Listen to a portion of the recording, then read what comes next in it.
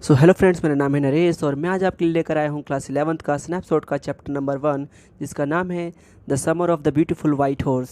और ये कहानी है दो आर्मेनियाई लड़कों की जो कि कज़न हैं और एक ऐसे कबीले से बिलोंग करते हैं जो कि बहुत ही ईमानदार माना जाता है। इन दोनों की आयु कुछ ऐसे है, एक की 9 वर्ष और दूसरे की 13 वर्ष की। ये कहानी एरम द्वारा सुनाई गई है और वे अपने बचपन की उन बातों को बताने जा रहा होता है। एरम अपनी कहानी ये कहते हुए शुरू करता है कि उन दिनों उसकी आयु 9 वर्ष की थी और उससे हर एक चीज़ बहुत ही सुंदर दिखाई देती थी।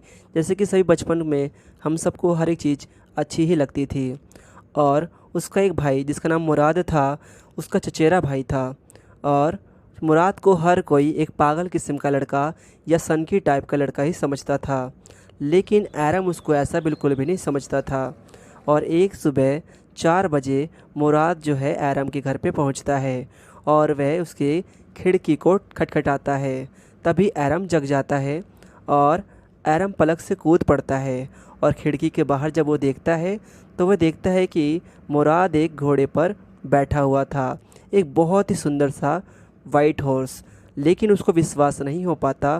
तभी वह अपनी आंखों को मसलता है कि कहीं वो सपना तो नहीं देख रहा। तभी मुराद ने कहा, हाँ ये घोड़ा ही है, तुम सपना नहीं देख रहे हो, जल्दी करो और अगर तुम इसकी सवारी करना चाहते हो तो मेरे साथ आओ। और अरम जानता था कि मुराद की मौज मस्ती करने की जो इच्छा है वो बहुत थी, लेकिन इस बार कुछ ज़्यादा ही हो गया था। लेकिन उसको विश्वास भी नहीं हो रहा था क्योंकि वो बहुत ही गरीब थे और उसको विश्वास इस बात का नहीं था कि वो घोड़ा जो है खरीदा हुआ है। यानी कि कहीं ना कहीं उसको ये लग रहा था कि घोड़ा कहीं ना कहीं मुराद ने चुराया है, क्योंकि वो आर्मेनियाई कबीले से संबंध रखते थे और वो बहुत ही गरीब थे। इतने गरीब कि खाना भी पूरा ना हो पाता, उनके लिए खाना जुटाना भी बहुत बड़ी बात होती। तो ऐसे में वो घोड़ा कैसे खरीद सकता है। उनको अपने आर्मेनियाई कबीले पर गर्व था कि वो बहुत ही ईमानदार थे और कोई गलत काम नहीं करते थे। वे कभी किसी का फ़ायदा नहीं उठाते थे और चोरी करने के बारे में तो वो सोच भी नहीं सकते थे। लेकिन फिर भी एरम जानता था कि मुराद घोड़ा खरीद नहीं सकता था और उसने निश्चित ही इसको चुराया था। इसलिए उसने पूछा, मुराद घोड़ा तुमने कहाँ से चुराया? मुराद ने कहा, अगर तुम सवारी करना चाहते हो तो खिड़की से बाहर कूदो। और अब ये बात पक्की थी कि मुराद ने घोड़े को चुराया था, क्योंकि वह उसका आंसर यानी कि उत्तर नहीं देता है। और वह एरम को सवारी करने के लिए बुलाने आया था। यानी कि एरम कहीं ना कहीं लालच कर रहा था, क्योंकि उसको भी सवारी करने का बहुत ही शौक़ था। ऐसे में एरम मना कैसे कर सकता था। और अब एरम ने सारी बात को दूसरी रोशनी से देखा, यानी कि दूसरे नज़रिए से देखा। उसे ऐसा लगा कि सवारी करने के लिए घोड़ा चोरी करना और पैसे चोरी करना जैसा नहीं है। यानी कि घोड़ा चुराना और पैसा चुराने में अंतर है। और इसीलिए चोरी वो होती है जब हम पैसा चुराते हैं, एरम के मुताबिक। और तब ये चोरी नहीं थी, क्योंकि उन्होंने घोड़े को चुराया था और यहाँ पर उसको बेचा नहीं था। कहने का मतलब ये है कि जब वो घोड़े को बेच देंगे तभी वो चोरी कहलाएगी, अदरवाइज़ चोरी नहीं कहलाएगी। और घोड़े को बेचने जैसा काम वे कभी भी नहीं करेंगे। उन दोनों में तो एक ललक थी उस घोड़े की सवारी करने की। वो कुछ पागल से थे इस घोड़े पर सवारी करने के लिए। और ये सब सोचते हुए एरम ने अपने मन को समझाया और अपने कपड़े पहनकर जल्दी से खिड़की से छलांग लगाई और उछलकर अपने चचेरे भाई मुराद के पीछे घोड़े पर बैठ गया। और वे कस्बे के किनारे रहते थे। उनके घर के पीछे अंगूर की बेलें, बगीचे और सिंचाई की नालियाँ और कच्ची सड़कें थी। वे घोड़े को उस तरफ ठंडी ठंडी हवाओं में लेके जाते और उस पर सवारी करते। और वे समय भी बहुत ही आनंदमय था जब वो घोड़े पर दोनों जो है सवारी करते। और मुराद जो है गरजदार आवाज़ में गाने लगा। उनके परिवार में किसी न किसी को सनकपन या पागलपन जरूरी था, जैसे कि मुराद में था। और उसी तरह से उसके एक अंकल जिसका नाम है खुशरो, उनमें भी एक सनकपन था। और वो बहुत ही गर्म मिजाज का व्यक्ति था और बहुत ही जल्दी चिढ़ जाता था। यदि कोई उससे कुछ भी कहता वो बिल्कुल भी पसंद नहीं करता था और वो चिल्ला देता था। मतलब वो ये कहता था, इसका कोई नुकसान नहीं होगा, इसकी तरफ ध्यान न दो। यानी कि इट्स नो हार्म, पे नो अटेंशन टू इट। बड़ा ही अजीब व्यक्ति था ये। एक बार वह नाई की दुकान पर बैठा अपनी बड़ी बड़ी मूछें ठीक करवा रहा था। उसका बेटा एरक भागता हुआ आया और बोला, घर को आग लग गई है। खुशरो कुर्सी पर सीधा बैठ गया और चिल्लाया, इसका कोई नुकसान नहीं होगा, इसकी परवाह ना करो। तभी नाई ने कहा, लेकिन लड़का कह रहा है कि तुम्हारे घर में आग लग गई है। खुशरो दोबारा चिल्लाया और ये कहा कि तुमने सुना नहीं, कुछ नुकसान नहीं होगा। और हम आगे देखते हैं। उस सुबह एरम और मुराद ने मज़ेदार सवारी की। मुराद घोड़े की सवारी करता हुआ गाता रहा। वे घोड़े को तब तक भगाते रहते जब तक वह थक न जाता। और आखिर में मुराद ने एरम से कहा, नीचे उतरो, मैं अकेले घुड़सवारी करना चाहता हूँ। एरम ने पूछा, क्या तुम मुझे अकेले घोड़े की सवारी करने दोगे?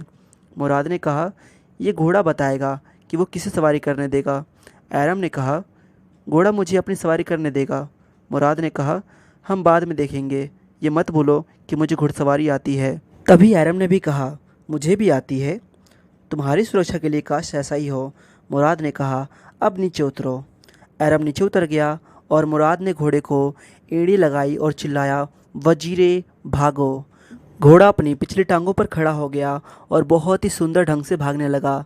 मुराद ने घोड़े को सूखी घास के मैदान का चक्कर लगवाया और वापस आ गया क्योंकि सूरज चढ़ता जा रहा था। एरम ने कहा, घुड़सवारी करने की अब मेरी बारी है।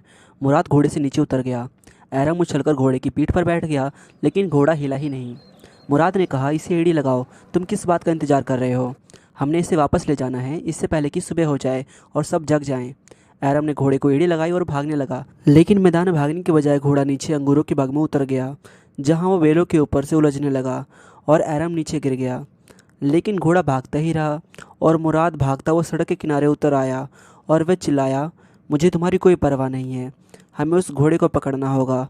तुम इस तरफ जाओ और मैं उस तरफ जाता हूँ। मुराद को घोड़ा ढूंढने और वापस लाने में आधा घंटा लग गया। मुराद बोला, अब सभी जाग चुके हैं। एरम ने पूछा, अब हम क्या करेंगे? मुराद ने कहा, या तो हम इसे वापस रख देते हैं या फिर इसे कल तक छुपा देते हैं। एरम ने पूछा, इसे हम कहाँ छिपाएंगे? मुराद ने कहा, मैं एक जगह जानता हूँ। एरम ने पूछा, इस घोड़े को चुराए हुए तुम्हें कितने समय हो गया है? मुराद ने कहा, कौन कहता है मैंने इस घोड़े को चुराया है?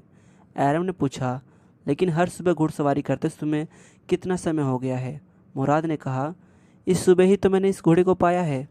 एरम ने कहा, क्या तुम सच कह रहे हो? मुराद ने कहा, बिल्कुल नहीं, लेकिन अगर तुम्हें कोई ये पूछे कि तुम्हें घोड़ा कब मिला है या हम पकड़े गए, तो ये कहना कि हमने इसे सुबह ही पाया है। और वे घोड़े को चलाता हुआ उसे चुपचाप एक वीरान अंगूरों के बाग में ले गया और वहाँ छोड़ दिया। मुराद ने कहा, घोड़े को सिधाना इतना आसान नहीं होता, जैसे कि मैंने पहले तुम्हें भी बताया था कि वह बेकाबू हो जाता था, लेकिन मुझे घोड़ा सिधाना आता है। मैं इससे जैसा चाहूँ वैसा करवा सकता हूँ। घोड़े मुझे समझते हैं। ये तुम कैसे करते हो? एरम ने पूछा। मुराद ने कहा, तुम अभी छोटे लड़के हो, जब तुम 13 वर्ष के हो जाओगे तो तुम्हें मालूम हो जाएगा कि ये काम कैसे किया जाता है। उस दोपहर अंकल खुशरो एरम के घर पे आए और वह बैठक में बैठकर कॉफ़ी पी रहा था और उनके साथ एक मेहमान भी आ गया जिसका नाम जॉन बायर था और एक किसान था। उसे भी कॉफ़ी दी गई और वह अंकल खुसरो से बातचीत करने में बैठ गया। उसने उदासी से लंबी सांसें ली और कहा, पिछले महीने मेरा एक सफ़ेद घोड़ा चोरी हो गया था, वह अब तक नहीं मिला। मैं इस बात को समझ नहीं पा रहा। खुसरो बहुत ही गुस्सा हो गया और चिल्लाया, इसका कोई नुकसान नहीं है, it's no harm. And what is the loss of horse, यानी कि एक घोड़े को नुकसान होना क्या होता है? जॉन बारो बोला, तुम्हें यह कुछ नहीं लगता क्योंकि तुम शहर में रहते हो, लेकिन मेरा घोड़ा मेरी गाड़ी से कम नहीं है। घोड़े के बिना घोड़ा गाड़ी किस काम की? यहाँ पहुँचने के लिए मुझे 10 मील चलना पड़ा है। इसकी परवाह ना करो, pay no attention to it. You have legs, said Khusro, यानी कि इसकी परवाह ना करो, तुम्हारे पास टांगे हैं, टांगे सलामत है मतलब। और अंकल खुशरो ने कहा। किसान बोला, मेरी बाई टांग में दर्द हो रहा है। इसकी परवाह ना करो, अंकल खुशरो गरजते हुए बोला। किसान बोला, वह घोड़ा मेरे $60 में खरीदा था, मैं तुम्हारे पैसे पे थूकता हूँ, अंकल खुशरो ने कहा। जब किसान वहाँ से जा चुका था तो एरम भागता हुआ मुराद के घर पे आया और कहा, किसान जॉन बारो हमारे घर आया था, वह अपना घोड़ा चाहता है, ये तुम्हारे पास 1 महीने से है और तुमने मुझसे वादा किया था कि तुम मुझे घुड़सवारी सिखाओगे। वरना इस घोड़े को वापस नहीं करोगे। मुराद ने कहा, घुड़सवारी सीखने में तुम्हें 1 साल से ज़्यादा लग जाएगा। हम 1 साल तक घोड़ा रख सकते हैं। एरम ने कहा, क्या तुम घेगरुलिन परिवार के सदस्य को चोरी करने के लिए कह रहे हो? घोड़े को उसके असली मालिक के पास लौटा देना चाहिए, मुराद ने कहा। कब? एरम ने पूछा।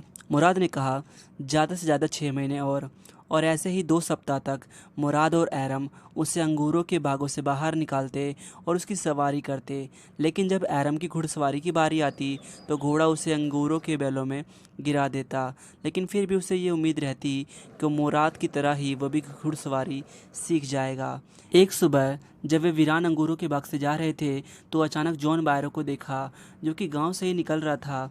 और मुराद ने कहा, मुझे उससे बात करने दो, मुझे किसान से निपटना आता है।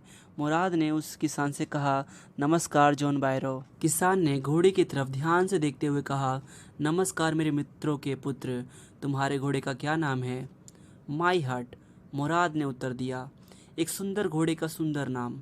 मैं कसम खाकर कह सकता हूँ कि वही घोड़ा है जो कई सप्ताह पहले मेरे घर से चोरी हो गया था। क्या मैं इसका मुंह खोल के देख सकता हूँ? जॉन बायरो ने कहा। बिल्कुल देख सकते हो, मुराद ने कहा। किसान ने घोड़े के मुंह को देखा और बोला, दांत बिल्कुल वैसा ही है। मैं कसम खाकर कह सकता हूँ कि ये मेरा ही घोड़ा होता अगर तुम्हारे माता पिता को मैं ना जानता तो, क्योंकि वो बहुत ही ईमानदार हैं और तुम एक अच्छे घर से संबंध रखते हो, तो तुम चोरी तो नहीं कर सकते हो। और मुझे अच्छी तरह से पता है, फिर भी ये घोड़ा मेरे घोड़े का जुड़वा हो सकता है। कोई शक्की आदमी अपने दिल की बजाय अपनी आंखों पर विश्वास कर लेता। अलविदा मेरे नन्हे मित्रों, अलविदा जॉन बायरो, मुराद ने कहा। अगली सुबह दोनों लड़के घोड़े को जॉन बायरो के अंगूरों के बाग में ले गए और उसे वहां बांध दिया। मुराद ने अपनी बाहें घोड़े के गिर्द डाली, यानी कि उसको सहला रहा था, और फिर वे वहां से चले गए। वहाँ पर कुछ कुत्ते भी थे, लेकिन वो भौंके नहीं। मुराद ने कहा, वे किसी भी दूसरे पर भौंकेंगे, लेकिन मुझे कुत्तों से निपटना आता है। यानी कि कहीं ना कहीं मुराद हमेशा अपनी बड़ाई ही कर रहा था।